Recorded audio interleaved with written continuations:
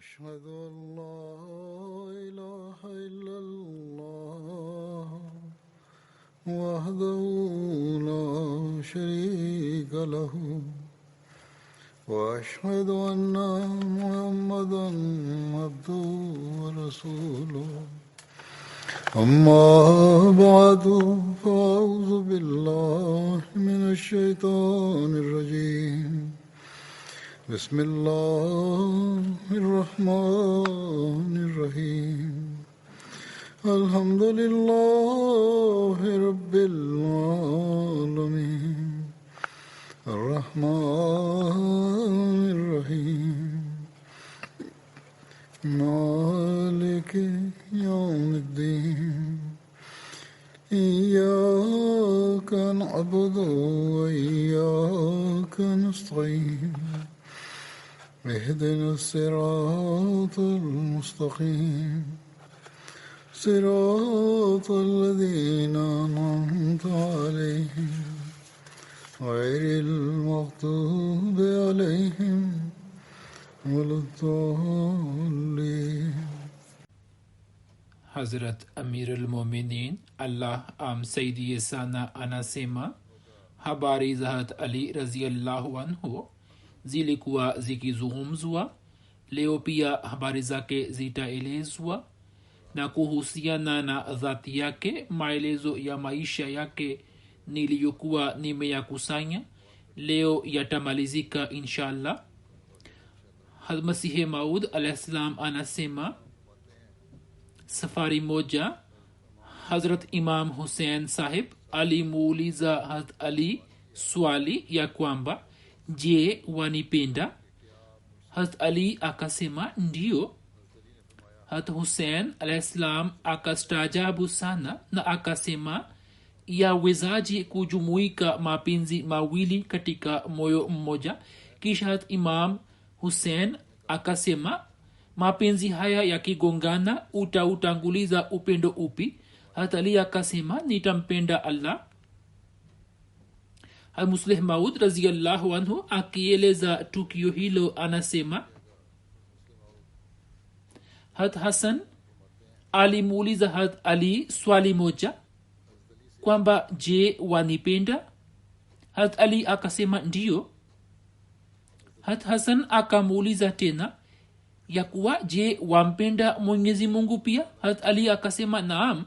Hazrat Hassan akasema ndipo kwa namna moja umefanya ushirikina. Ushirikina maana yake ni kumshirikisha mwingine katika mapenzi ya Allah. Hazrat Ali akasema Hassan, sijafanya ushirikina wowote.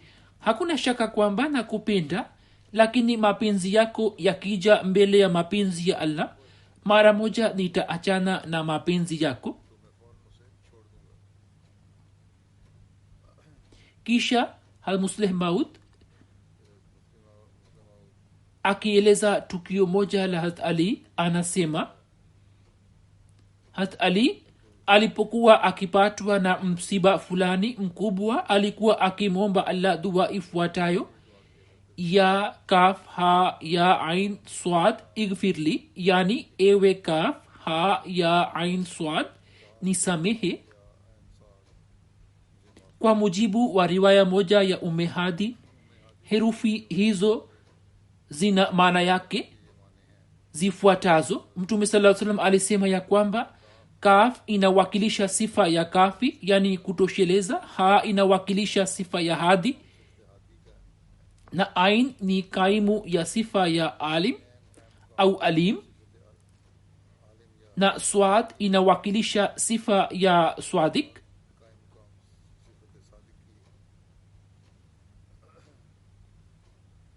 Yani anamwomba Allah dua hii kwamba ewe Allah watosha, wewe ni mwenye kuongoza, wewe ndiwe mjuzi, nawe ni mkweli, na kuomba kwa sifa zako zote kwamba ni ghofirie.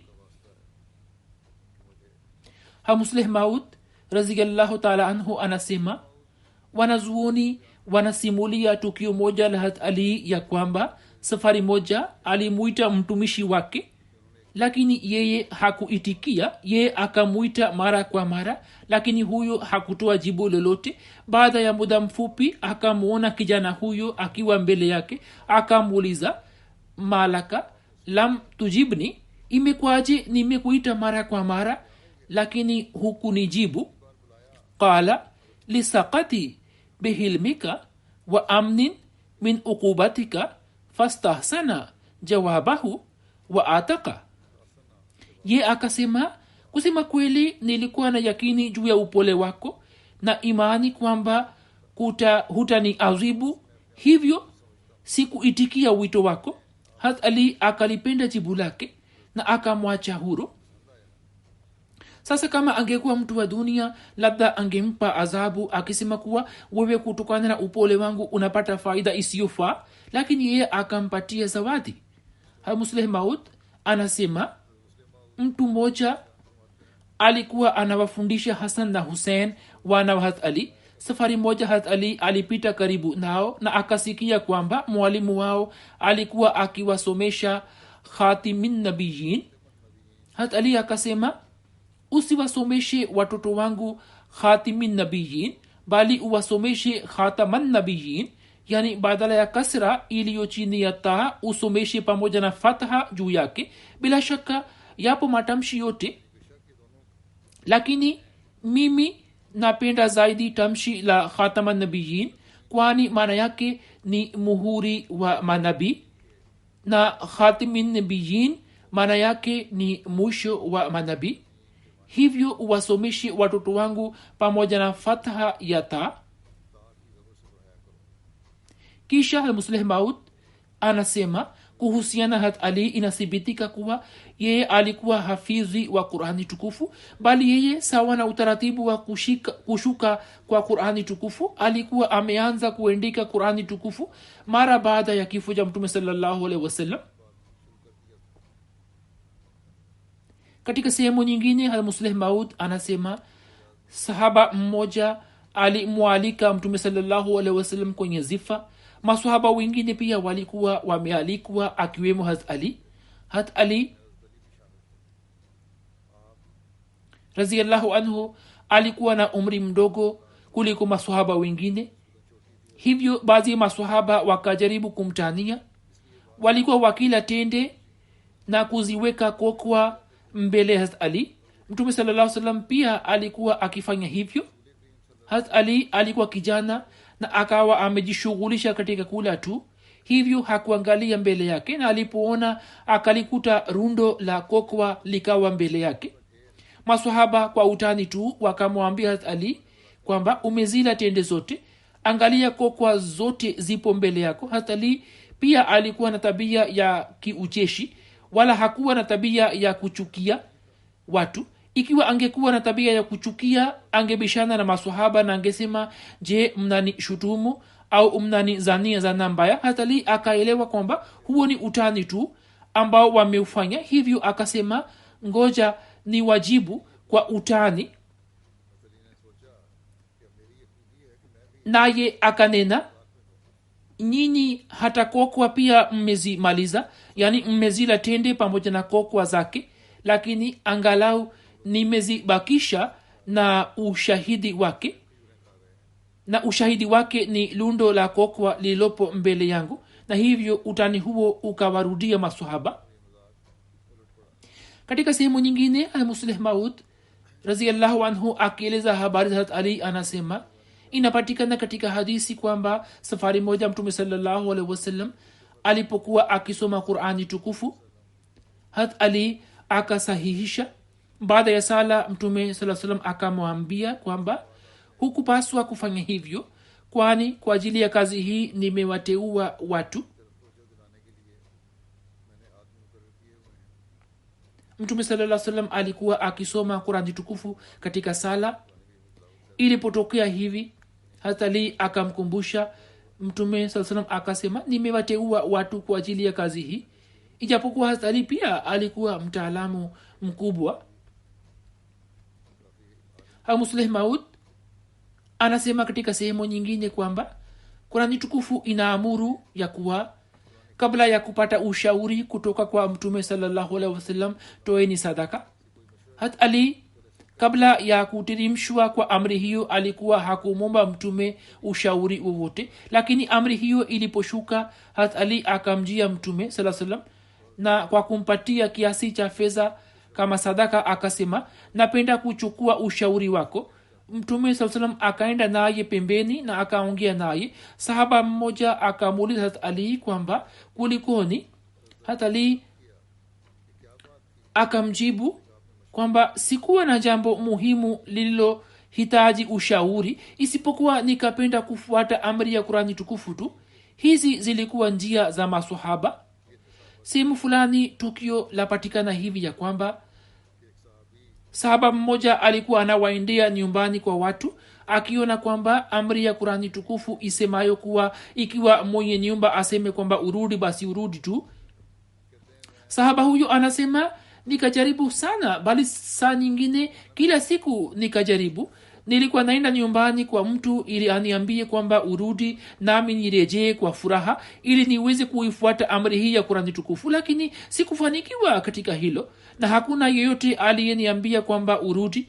Huzur anasema siku hizi ikiwa tukimwambia mtu kwamba tuna shughuli hivyo urudi au leo hatuwezi kuonana, basi wanakasirika. Lakini huo ndio uliokuwa uchamungu wa maswahaba, kwamba walikuwa wakijaribu kuifuata kila amri ya Qur'ani tukufu.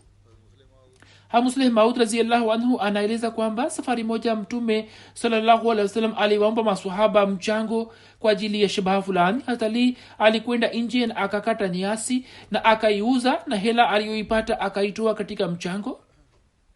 Safari moja Khalifatul Masih wa 4 rahimahullahu ta'ala akitoa darsa yake alikuwa ameeleza ya kwamba Hazrat Sheikh Ubaidullah Sahib Bismil alikuwa ulama mkubwa wa Ushia, sheikh mtukufu aliyebobea katika elimu ya ndani, kiasi kwamba alipojiunga na jumuiya sio katika zama za Masihi Maud alayhisalam pekee, bali hadi pale ilipotokea uhuru na hata baada yake hadi leo baadhi ya vitabu vyake vinaendelea kusomeshwa katika madrasa za Kishia. Kwani nakumbuka safari moja nilipokuwa naitumikia katika idara ya Waqf Jadid, mshia mmoja alinijia. Bwana huyo baada ya maongezi akarizika na kwa fadhila ya Allah akajiunga na Jamaat. Mtu huyo alikuwa ulama wa Kishia. Yeye sikumbuki alikuwa na wazifa gani, lakini alikuwa ametoka kutoka kijiji fulani cha wilaya ya Sheikhpura au Faisalabad, naye akaniambia ya kwamba yeye ana cheo kikubwa katika Mashia, na akasema ya kwamba nilikuwa sijakuambia hapo kabla, lakini leo nakuambia.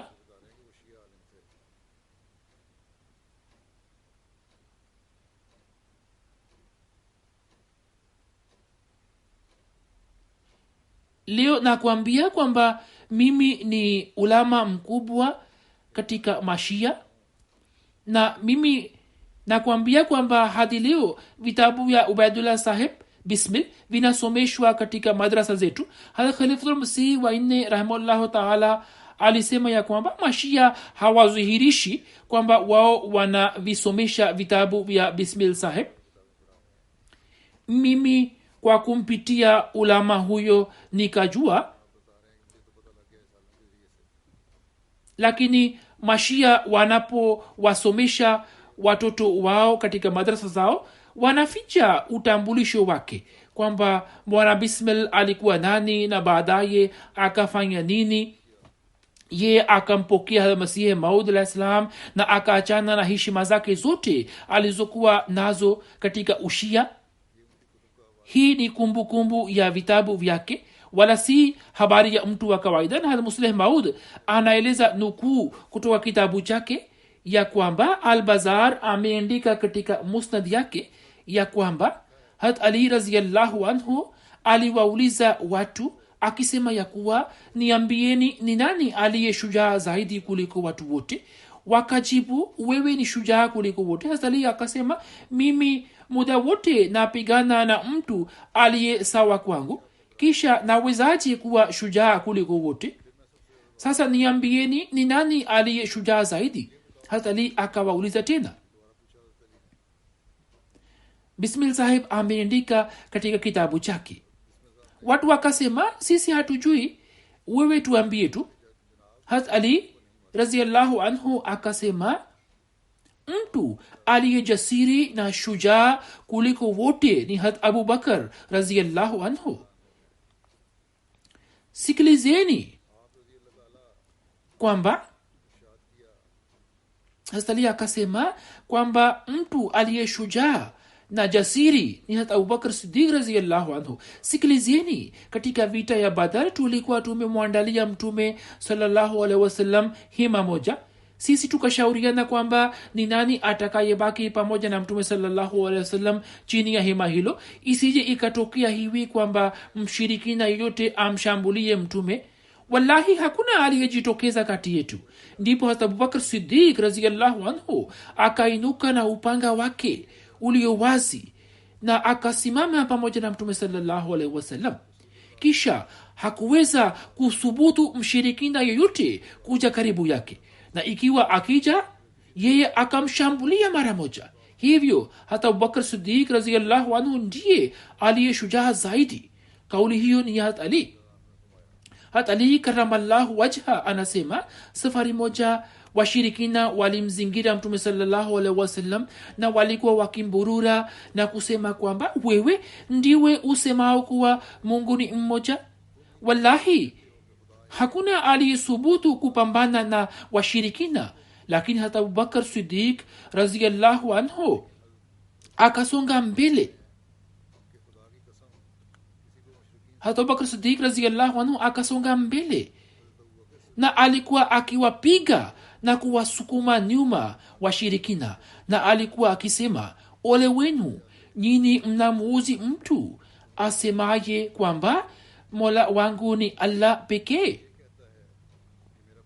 Hat Ali kwa kusema hayo akainua shuka yake na kuiweka juu ya uso wake na akalia sana hadi ndevu yake ikaloa na machozi, na akasema, Mwenyezi Mungu awajalieni mwongozo.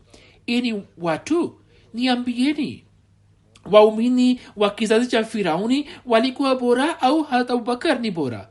Watu walioamini katika kizazi cha Firauni hawakujitolea kwa ajili ya mtume wao jinsi alivyojitolea Abubakar radhiyallahu anhu. Watu kwa kuyasikia hayo wakakaa kimya. Hat Ali akasema, eni watu, kwa nini hamjibu? Wallahi saa moja ya Abubakar ni bora kuliko masaa maelfu ya waumini wa kizazi cha Firauni, na ina daraja, kwani watu wale walikuwa wakificha imani yao, ila hali Abubakar radhiyallahu anhu akatangaza wazi imani yake.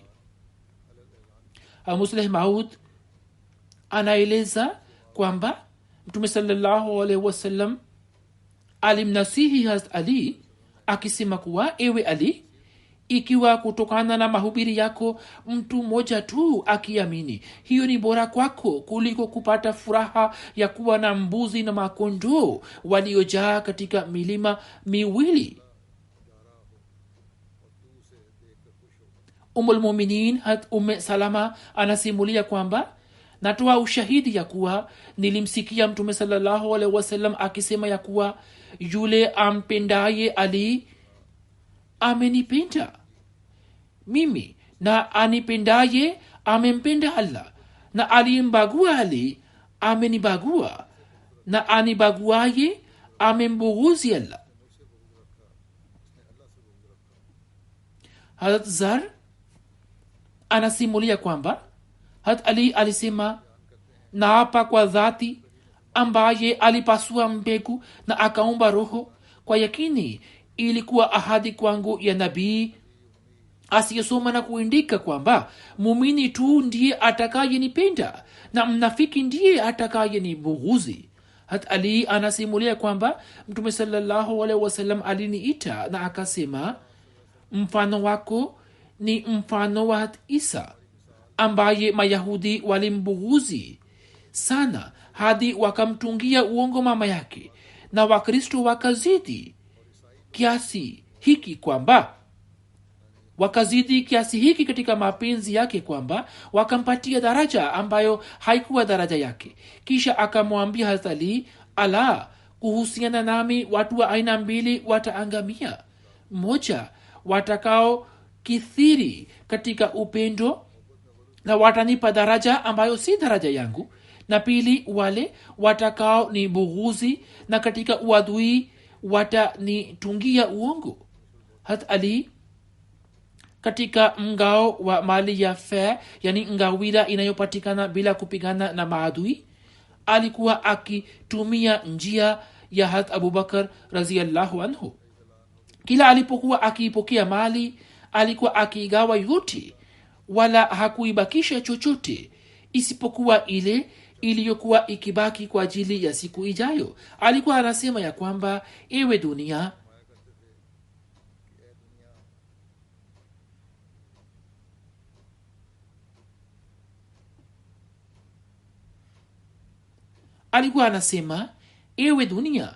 nenda ukamdanganye mwingine.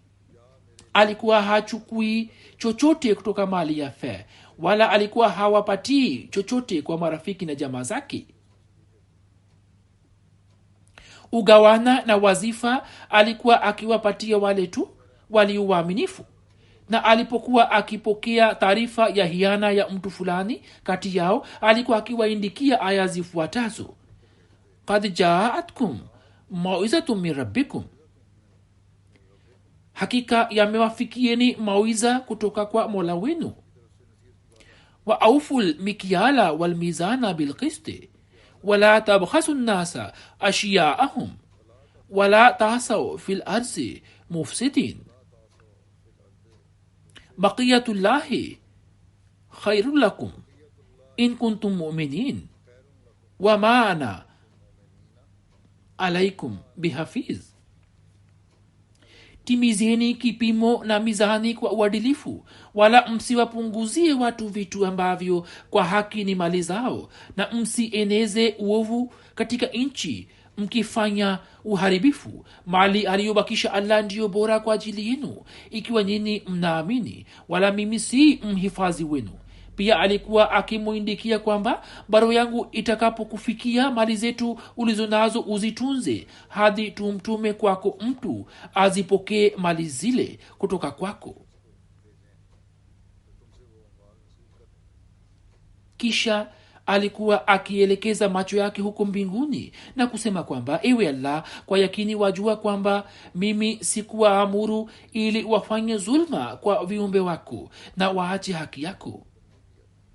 Abjar bin Jarmuz anasimulia kutoka kwa babaki kwamba yeye alisema, nilimwona Hazrat Ali bin Abu Talib akitoka Kufa ilhali alikuwa amevaa shuka mbili za kikitri.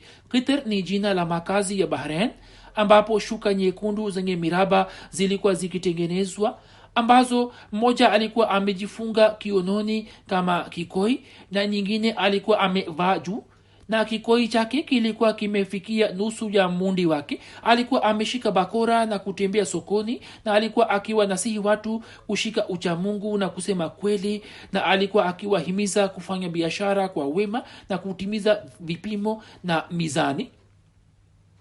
Imesimuliwa na Majma Tehmi ya kuwa safari moja Hazrat Ali aligawa mali yote ya Baitul Mal kwa Waislamu, kisha kwa amri yake hiyo ikapakwa rangi, kisha akaswali humo akiwa na tumaini kwamba siku ya kiyama hiyo itatoa ushahidi katika haki yake. Musleh Maud akieleza kuhusu Hazrat Ali anasema, Masihi Maud alayhis salam Disemba 7, 1892 alieleza ruya yake akisema kuwa, nachoona ni kwamba mimi nimekuwa Hazrat Ali karamallahu wajha, yani katika ndoto najihisi kama ni yeye.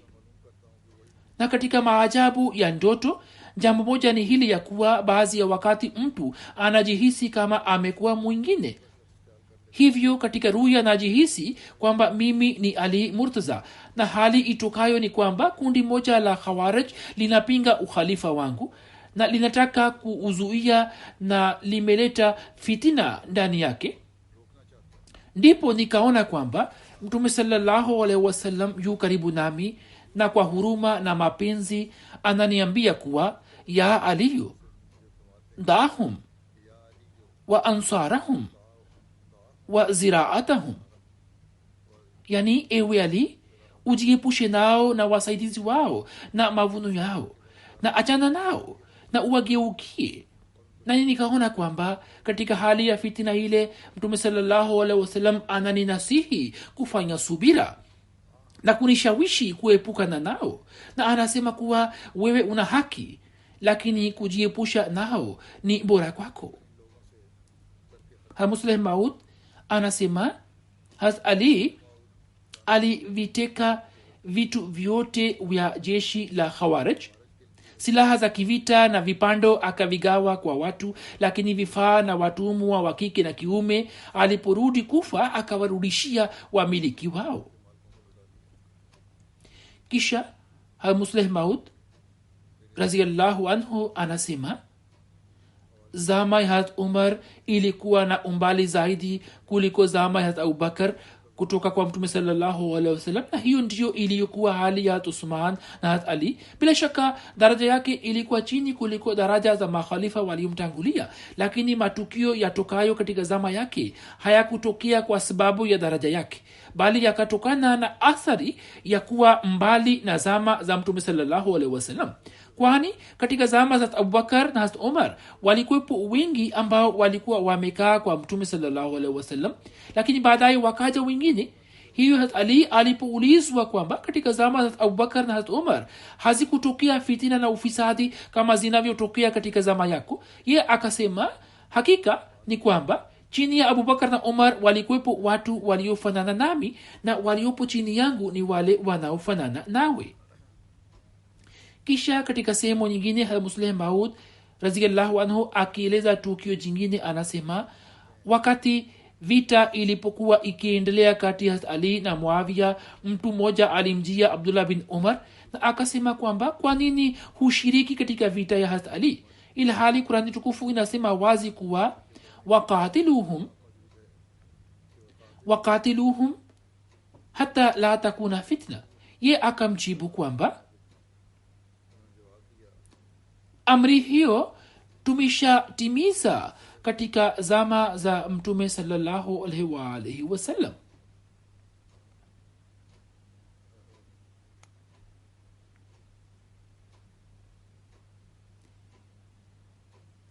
Abdullah bin Umar akamjibu kwamba amri hiyo tumeshatimiza tayari katika zama za mtume sallallahu alaihi wasallam, ambapo waislamu walikuwa wachache na mtu kwa sababu ya dini yake alikuwa akitiwa katika fitina na alikuwa akiwawa au kuadhibiwa hadi Islam ikaenea. Yani vita zikapiganwa zidi ya wale waliotaka kubadilisha dini ya Waislamu. Sasa dini imestawi tayari na hakuna hitilafu ya kiitikadi, isipokuwa zipo hitilafu za kinazaria tu. Hivyo mimi si shiriki katika vita. Huo ulikuwa mtazamo wake binafsi. Musleh Maud anasema mfalme wa Roma kwa kupata habari ya vita iliyokuwa kati ya Ali na Muawiya, alipotaka kuushambulia utawala wa Kiislam, Muawiya alimuindikia kwamba uwe na tahadhari kwa kuona hitilafu zetu, usije ukakosea kutuvamia. Ikiwa utatuvamia, ujue kwamba jenerali wa kwanza wa Ali atakayejitokeza kupambana nawe nitakuwa mimi. Maelezo yake kama alivyoeleza ni yafuatayo. Zama ilikuwepo ambapo mfalme wa Roma akaona hitilafu kati ya Ali na Muawiya, ye akaamua kutuma jeshi ili kuwashambulia Waislamu. Wakati ule utawala wa Kiroma ulikuwa na nguvu kama ambavyo ni nguvu ya Marekani. Padre mmoja ambaye alikuwa hodari sana kwa kuona nia ya mfalme akasema kwa mfalme kwamba kiongozi wangu, nisikilize na wewe uachane na wazo la kutuma jeshi. Watu hawa ijapokuwa wanahitilafiana wenyewe kwa wenyewe, lakini katika kupambana nawe wataungana kwa pamoja na watasahau hitilafu zao. kisha akatoa mfano. Tunamesema hatujui kwamba alikuwa na nia gani ya kuutoa mfano huo, au akaona kwamba huu ndio mfano ulio bora wa kujieleza. Yeye akasema kwamba uwalete mbwa na uwaweke bila kuwapa chakula kwa muda, kisha uweke nyama mbele yao, wataanza kupigana, lakini wakishambuliwa na simba watasahau hitilafu zao na wataanza kupambana na simba. Kwa mfano huo yeye akamfahamisha mfalme kwamba wewe unachotaka ni kwamba katika muda huo upate faida kutoka hitilafu zao, lakini mimi nakuhakikishia kwamba wakishambuliwa na adui wa nje, watu hawa watasahau hitilafu zao za ndani na wataungana kwa pamoja dhidi ya maadui, na hivyo ndivyo itokavyo. Muawiya alipojua kuhusu nia ya mfalme wa Roma, akamtumia ujumbe kwamba wewe unataka kupata faida kutoka hitilafu zetu na kuwashambulia Waislamu, lakini nakataka kukuambia kwamba mimi nina ugomwi na Hazrat Ali, lakini ikiwa jeshi lako likitushambulia, basi kwa niaba ya Hazrat Ali, jenerali wa kwanza atakayetoka kupigana na jeshi lako nitakuwa mimi. Hazrat Ibn Abbas anasimulia Hazrat Umar alikuwa akisema ya kuwa miongoni mwetu msomi mzuri wa Qur'ani tukufu ni Ubay bin Ka'b na mwenye kutoa hukumu bora ni Ali. Hazrat Umme Atiya anasimulia Mtume sallallahu alaihi wasallam alituma jeshi na Hazrat Ali alikuwa ndani yake. Nilimsikia Mtume sallallahu alaihi wasallam akiomba dua ifuatayo: ewe Allah, usinipe mauti hadi unioneshe Ali. Safari moja Mtume sallallahu alaihi wasallam alimtuma Hazrat Ali katika vita moja. Aliporejea, Mtume sallallahu alaihi wasallam akamwambia, Allah na mtume wake na Jibraili wamekurizia. Lipo tukio jingine lisemalo kuwa Amir Muawiya alimwambia Zarar Sodai kwamba nieleze sifa za Hazrat Ali. Ye akasema, Amirul Mu'minin, nisamehe. Amir Muawiya akasema, hapana, utalazimika kusema. Zarar akasema, ikiwa ni hilo basi sikiliza, wallahi Hazrat Ali alikuwa na azma kubwa na mwenye vipawa imara. Alikuwa anasema jambo la hikima na kuhukumu kwa uadilifu. Alikuwa chimchim ya elimu na maarifa yenye kutiririka, na kila neno lake likawa limejaa hikima na busara. Alikuwa akizichukia dunia na starehe zake, na alikuwa akiupenda usiku na upweke wake. Alikuwa mwenye kulia sana na kutafakari mno. Alikuwa akipenda nguo za kawaida na chakula cha kawaida tu, na alikuwa akiishi kati yetu kama anavyoishi mtu wa kawaida tu. Tukimuuliza swali alikuwa akitujibu, na tukimuuliza kuhusu tukio fulani alikuwa akituambia. Wallahi, ijapokuwa kulikuwa na uhusiano wa upendo na ukaribu baina yetu, lakini sisi kwa sababu ya haiba yake tulikuwa tunaongea naye kidogo tu. Ye alikuwa akiwaheshimu watu wa dini na kuwapa maskini ukaribu wake.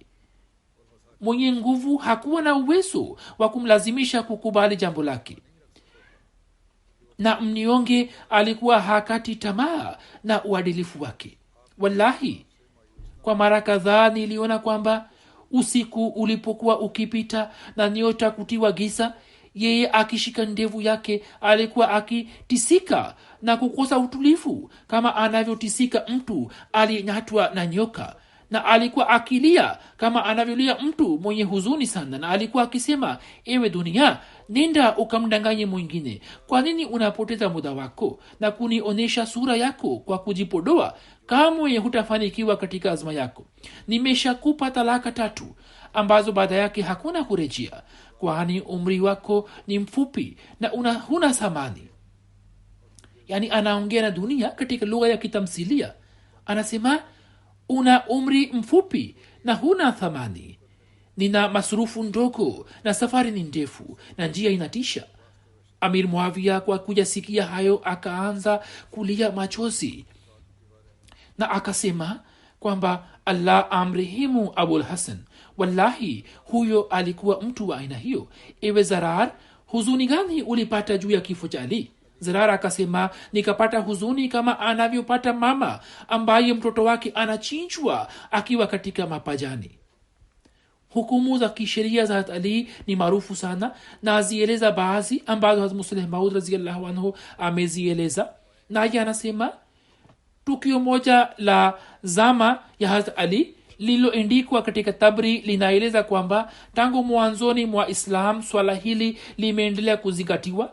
Tukio lenyewe ni hili kwamba Adl bin Uthman anasimulia Musleh Maud radhiyallahu anhu ameandika nukuu zake za Kiarabu. Pia muda huu naacha maandishi ya Kiarabu, inshallah hutuba itakapochapishwa wakati huo yataandikwa, na naeleza tafsiri yake tu, ambayo inasema kuwa niliona ya kwamba Hazrat Ali alikuwepo nje ya Hamdan, ambapo akayaona makundi mawili yakipigana, naye akapatanisha baina yao, lakini alikuwa hakuenda mbali, ndipo akasikia sauti ya mtu akisema kuwa nisaidieni, nisaidieni.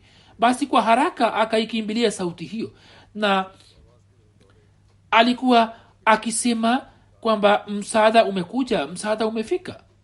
Alipofika karibu na sehemu ile, akaona kwamba mtu mmoja amemkamata mtu mwingine. Ye alipomwona Hazrat Ali akasema, ewe Amirul Mu'minin, nilikuwa nimemuuzia mtu huyo kitambaa kwa dirhamu 9 na kulikuwa na sharti kwamba dirhamu yoyote isiwe imechakaa, na mnunuzi alikuwa amekubali sharti hilo. Lakini aliponipatia dirhamu zingine zilikuwa zimechoka, na leo nilipokuja kumrudishia hela iliyochakaa, ye akakataa kubadilisha, na nilipomlazimisha akanipiga kibao. Hazrat Ali akamwambia mnunuzi kwamba umbadilishie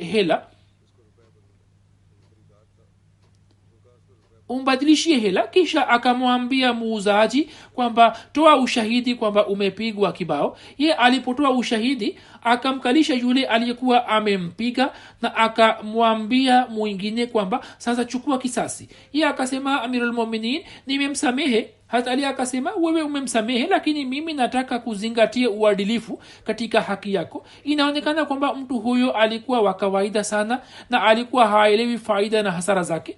Kisha mtu aliyekuwa amempiga kibao Hazrat Ali akampiga mijeledi 7, na akasema kwamba mtu huyo alikuwa amekusamehe, lakini adhabu hiyo ni kutoka kwa serikali. Kisha Musleh Maud anaeleza tukio jingine kwamba upo mfano mwema unaotokana na matendo ya Hazrat Ali. Safari moja aliona kwamba mtu mmoja amempiga mwingine. Hazrat Ali akamzuia na akamwambia yule aliyekuwa amepigwa kwamba sasa wewe umpige, lakini mtu huyo akasema mimi namsamehe. Hazrat Ali akajua kwamba mtu huyo amemwogopa, na ndio maana amekataa kumpiga, kwani mwingine alikuwa mjeuri sana. Hivyo Hazrat Ali akasema, wewe kwa kutumia haki yako binafsi umemsamehe, lakini mimi natumia haki ya kiserikali. Na kisha mtu huyo akapatiwa adhabu kama alivyokuwa amempiga mtu huyo dhaifu. Muslim Maud anasema lipo tukio la Hazrat Ali, kesi yake ilifikishwa mbele ya hakimu mmoja Muislamu. Hapo hakimu huyo akampendelea Hazrat Ali. Hazrat Ali akasema, huo si uadilifu, wewe unanipendelea ilhali muda huo mimi na yeye tuko sawa. Masihi Maud al-Islam akieleza sifa za Hazrat Ali anasema, je, hakuwa miongoni mwa watu wenye fasaha na balagha wa kaumu yake, ambao kwa nguvu ya ufasaha na ubalagha wake wanatia uhai katika maneno, na kwa mujibu wa athari yake yenye kuvutia kuwakusanya watu pembezoni mwake kulikuwa kazi yake ya saa moja tu au hata chini yake. Kisha Masihi Maud al-Islam anasema, nachojua ni kwamba hakuna awezaye kuwa muumini au muislamu hadi isizalike rangi ya Abubakar, Umar, Uthman na Ali ndani mwake. Wao walikuwa hawaipendi dunia, bali walikuwa wamejitolea maisha yao katika njia ya Allah.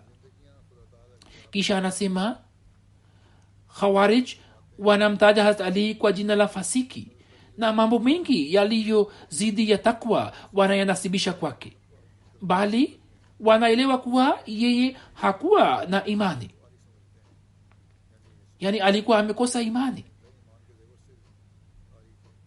Sasa kikawaida swali linaibuka hapa kwamba kwa kuwa kwa ajili ya mtu mkweli uchamungu na uaminifu ni sharti la lazima, sasa watukufu hawa wote wenye daraja ya juu ambao ni mitume na manabii na mawalii, kwa nini Mwenyezi Mungu akazichanganya hali zao katika macho ya watu wa kawaida? Na kwa nini watu wa dunia wakashindwa kuwaelewa na kufahamu matendo na kauli zao kiasi hiki kwamba wakawaelewa kama wapo nje ya mduara wa uchamungu na uaminifu, na wakazani kwamba kana kwamba watukufu hawa walikuwa wenye kufanya zulma na kula mali haramu na kumwaga damu bila haki, na walikuwa waongo na wenye kuvunja ahadi na wenye kujipendelea na wahalifu, ilhali wapo watu wengi duniani ambao hawadai kuwa mtume wala nabii wala hawajiiti kuwa walii na imamu na khalifatul muslimin, lakini kunakuwa hakuna shutuma yoyote inayonasibishwa kwao. Basi jibu la swali hilo ni kwamba Mwenyezi Mungu akafanya hivyo ili awafiche wapendwa makhsus na mahabubu wake kutoka watu wabaya wenye bahati mbaya, ambao tabia yao ni kujenga zana mbaya, kama ambavyo dhati yake amejificha na watu hawa wenye zana mbaya, yani wanaowashutumu watukufu ndio wenye bahati mbaya, na kama Mwenyezi Mungu alivyojificha kutoka hawa wanaomjingia Allah zana mbaya, vivyo hivyo amefanya kwa wapendwa wake, na watu hawa wenye bahati mbaya ndio wanafanya haraka katika kuwapinga na kuwashutumu, na ndio watu wasio na uchamungu, ilhali watukufu hawa ndio ambao ni wachamungu. Almasihi Maud anasema hakuna shaka hata kidogo kwamba Hazrat Ali alikuwa mtarajiwa wa watafutaji wa haki na mfano usio na kifani wa wakarimu, na kwa ajili ya waja wa Allah alikuwa ishara ya Mungu. Pia katika watu wa zama zake alikuwa mtu mbora, na kwa ajili ya kuzinawarisha nchi alikuwa nuru ya Allah. Lakini zama ya ukhalifa wake haikuwa zama ya utulivu na amani, bali ilikuwa zama ya mawimbi ya fitna, uzulma na ufisadi. Watu wa kawaida walikuwa wanahitilafiana kuhusu ukhalifa wake na ukhalifa wa Ibn Abi Sufyan, na walikuwa wakiwaangalia na wengine walikuwa wakiwafahamu kama nyota mbili za furkat za mbinguni, na walikuwa wakielewa kuwa wote ni sawa katika daraja. Lakini ukweli ndio huu kwamba haki ilikuwa kwa Hazrat Ali Murtaza, na yule aliyepigana naye vita katika zama yake akaasi, lakini ukhalifa wake haukuwa na ile amani ambayo bishara yake ilikuwa imetolewa na Allah Rahmani katika aya Istikhlaf, bali Hazrat Ali akauziwa na wapinzani wake na ukhalifa wake ukakandamizwa chini ya fitna za aina aina.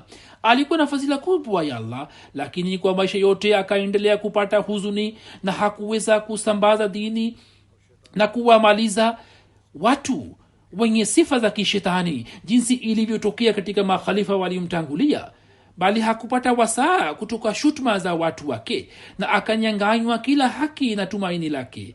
Nao hawakujumuika kwa ajili ya msaada wake, bali kwa ajili ya kumdhulumu wakaungana, na hawakujizuia kumuuzi, bali wakampinga na wakaketi katika njia zake. Naye alikuwa mwenye kufanya subira na alikuwa miongoni mwa watu wema, lakini ukhalifa wake haukuweza kupata habari njema zilizomo katika aya ya Istikhlaf, kwani ukhalifa wake ulikuwa katika zama ya ufisadi, fitna na uasi. Masihi Maud alayhi salam anasema hii ni itikadi ya msingi kwamba Hazrat Sadiq Akbar na Hazrat Umar Faruk na Hazrat Usman na Hazrat Ali Murtaza wote kwa kweli walikuwa waaminifu katika dini. Kisha akieleza daraja ya Hazrat Ali anasema yeye, yani Hazrat Ali radhiyallahu anhu, Hazrat Ali radhiyallahu anhu alikuwa mcha Mungu, mwenye tabia njema na alikuwa miongoni mwa watu ambao wanakuwa wapendwa wa Mwenyezi Mungu mwenye rehman, mwenye rehma, na alikuwa miongoni mwa wateule wa kaumu na viongozi wa zama. Alikuwa simba wa Mungu mwenye kudra na mtu mkarimu mwenye moyo safi. Alikuwa shujaa na jasiri ya aina yake, ambao katika uwanja wa vita hawaachi mahali pao hata kama mbele yao liwepo jeshi zima la maadui. Yeye akaishi maisha ya unyonge na akafikia daraja ya juu ya kujitenga na dunia. Yeye katika kujitolea mali kuwaondolea watu huzuni na ghamu, na kwenye kuwajulia hali ya mayatima, maskini na majirani, alikuwa na daraja ya kwanza. Katika vita akaonyesha ujasiri na ushujaa wake. Katika vita ya upanga na mishale, matukio ya ajabu yalikuwa yakitokea kutoka kwake. Pamoja na hayo, matamshi yake yalikuwa matamu mno na alikuwa na fasaha katika lugha. Maongezi yake yalikuwa yanapenya mioyoni mwa watu na kutu za vichwa zilikuwa zikitoka, na kutokana na nuru ya hoja zake uso wake ulikuwa unang'aa. Alikuwa amejaliwa uwezo mzuri wa kujieleza, na mtu aliyekuwa akishindana naye alikuwa anashindwa mbele yake.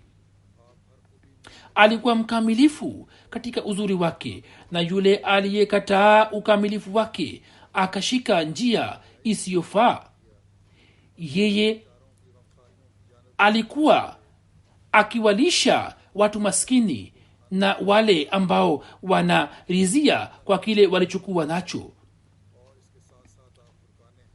na alikuwa miongoni mwa wale ambao walikuwa wamepata maarifa, na alikuwa amejaaliwa uelewa mzuri.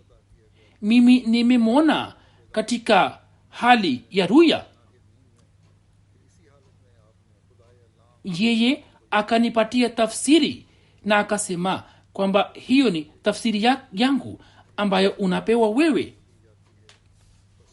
Hat Ali akampatia Masihi Maud sallam tafsiri yake, na akasema kwamba ubarikiwe kwa tafsiri hiyo.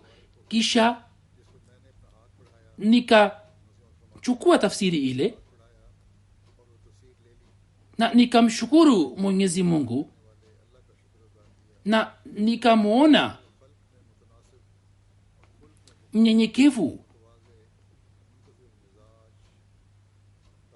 Na mimi nasema kwa kuapa kwa Mwenyezi Mungu kwamba akakutana nami kwa mapenzi na kwa upendo, na moyoni mwangu iliingizwa kwamba ye anajua itikadi yangu, na hitilafu ambayo ninahitilafiana na Mashia ye anaijua, lakini yeye hakuchukia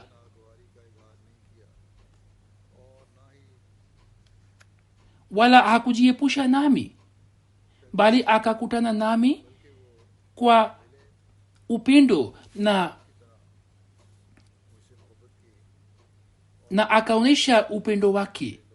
Na walikuwepo Hasan na Hussein, wote wawili pamoja naye, na Sayyidu Rasul Khataman Nabiyyin sallallahu alaihi wasallam vile vile. Na alikuwepo mwanamke mzuri, mwema, mwenye heshima, mwenye baraka, mtakatifu, mwenye nuru inayong'aa, ambaye nikamkuta akiwa amejawa na huzuni, lakini alikuwa ameificha huzuni yake. Moyoni mwangu iliingizwa kwamba huyu alikuwa ni Hazrat Fatima Zuhra. Kama vile anavyofanya mama, alinipakata mapajani na akanionyesha mapenzi makubwa, na nikamwona kwamba yeye ameguswa na huzuni yangu na ananihurumia kama vile mama wanavyowahurumia watoto wao pale wanapopata taabu. Tunasema kwamba sasa wapinzani wanalipinga jambo hili wakisema kuwa hebu angalia amesema nini kwamba akanipakata mapajani, ilhali huo ni mfano wa mama mzazi aliyoutoa na mambo aliyoyaongelea hapo kabla, sifa zake alizozieleza. Ikiwa tuzisome kwa makini, kisha tutaona na tutaelewa maneno yote. Lakini watu hawa wanasema mambo hayo ambao wana fikra mbaya. Kisha huzur anasema kwamba nikaambiwa kuwa katika masuala ya kidini nafasi yangu mimi kwake ni kama nafasi ya mtoto, na nikapata wazo kwamba huzuni yake imetokana na ile zulma nitakayoiona kutoka kwa watu na maadui wa kaumu yangu.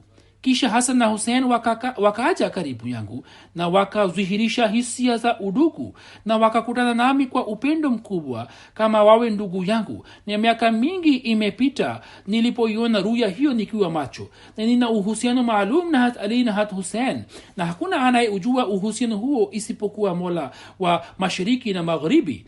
Nami nawapenda Hat Ali na watoto wake, na Ali adui wao ni adui wangu, na mimi si miongoni mwa wale wafanyao zulma, wala siwezi kujiepusha nacho kile alichonidhihirishia Allah, wala si kati ya wale warukao mipaka. Ikiwa hamkubali, basi amali yangu ni kwa ajili yangu na amali yenu ni kwa ajili yenu, na Allah atahukumu baina yetu, naye ni mbora katika mahakimu wote.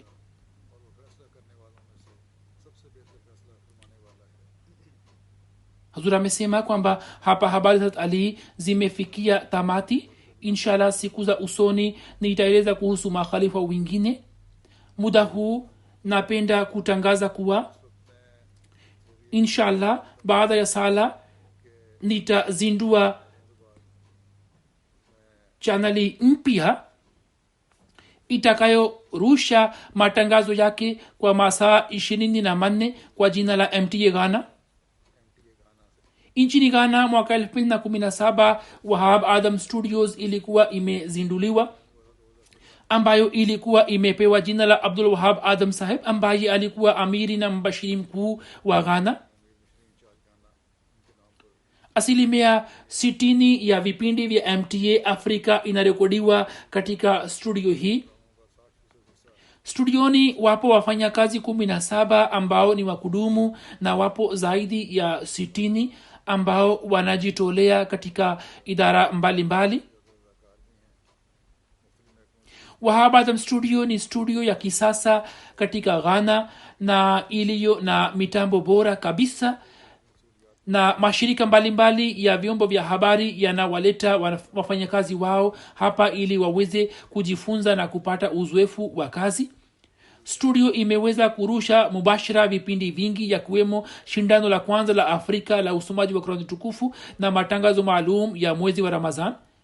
Sasa inazinduliwa chaneli mpya kama MTA Ghana. Chaneli hiyo itakuwa chaneli mpya yenye kurusha matangazo yake kwa masaa 24 kwa mfumo wa kidijitali, na MTA Ghana bila kutumia dishi itaweza kuonekana hata kwa kutumia aerial ya kawaida. Ina maana watu wa Ghana wanaweza kuangalia vipindi vyake kwa urahisi zaidi, na chaneli hiyo itapatikana kwenye eneo lile lile ambapo chaneli kubwa kubwa za Ghana zinapatikana, na hivyo itaweza kuzifikia malaki ya nyumba za nchi nzima, na inshallah itaonekana kaskazini hadi kusini mwa nchi nzima.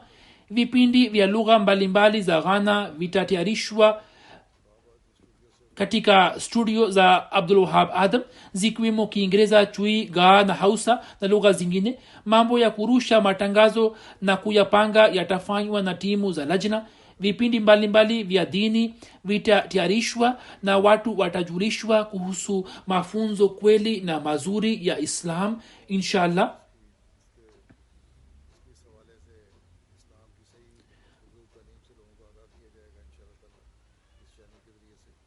Kwa kupitia chaneli hiyo, MTA Ghana katika mfumo wa kidijitali itakuwa chaneli pekee itakayojishughulisha kutoa mafunzo ya Islam tu inshallah taala. Upande mmoja wapinzani wetu wanajaribu kufunga njia zetu, na Allah anatufungulia njia zingine nyingi. Hizo ni fadhili za Allah zinazoitirimkia jumuiya. Njia zilizofungwa zitafunguliwa pia inshallah kwa wakati wake, lakini Mwenyezi Mungu anaendelea kutuandalia mambo ya furaha. Basi chaneli hiyo inshallah itaonekana katika nchi nzima, bali huenda nchi za jirani pia zitanufaika nayo inshallah. Kama nisemavyo, baada ya sala ya Ijumaa nitaizindua rasmi. jambo la pili kama ninavyoendelea kuelekeza siku hizi ni kuwaombea wafungwa wa pakistan na aljazair. muwaombee ili allah awajalie wapate uhuru. pia muiombee hali ya kawaida ya pakistan. allah awajalie wanajumuiya wa huko waweze kuishi kwa usalama na amani.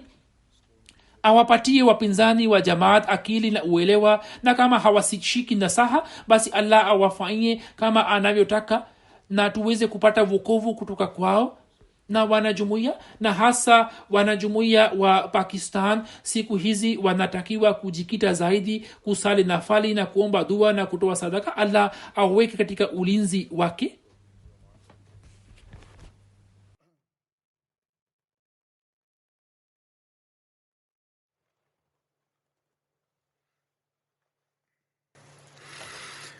Alhamdulillah, alhamdulillah, nahmaduhu wa nasta'inuhu wa nastaghfiruhu wa nu'minu bihi wa natawakkalu alayhi wa na'udhu billahi min shururi anfusina wa min sayyiati a'malina. Man yahdihillahu fala mudilla lahu ومن يضلل فلا هادي له ونشهد أن لا إله إلا الله ونشهد أن محمدا عبده ورسوله. عباد الله رحمكم الله إن الله يأمر بالعدل والإحسان وإيتاء ذي القربى وينهى عن الفحشاء والمنكر والبغي يعظكم لعلكم تذكرون. اذكروا الله يذكركم وادعوه يستجب لكم ولذكر الله أكبر.